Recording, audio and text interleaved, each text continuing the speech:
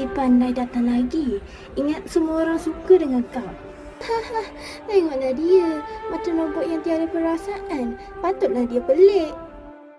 Aku cuma mahu belajar, itu sahaja. Jangan dekat dengan dia.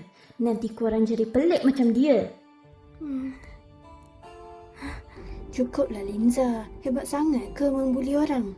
Ini bukan urusan kau. Salah. Bila seseorang disakiti, itu urusan semua orang.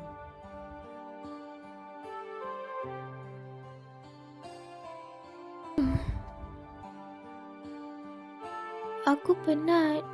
Makin aku diam, makin mereka pijak aku. Diam bukan bermaksud lemah. Tapi sampai bila kau nak takut? Kalau aku lawan, Lawan bukan dengan kekerasan. Lawan dengan keberanian.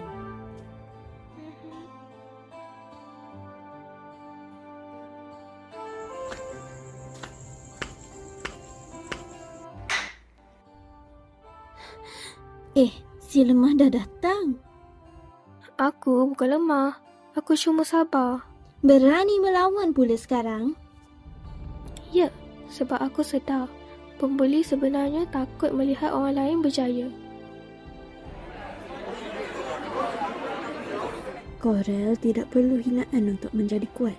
Dia ada ilmu, keberanian dan keyakinan, sesuatu yang awak tiada. Aku mungkin pernah jatuh. Tapi, aku akan bangkit semula. Adiwira sebenar bukan yang menjatuhkan orang lain, Tetapi yang berani mempertahankan kebenaran.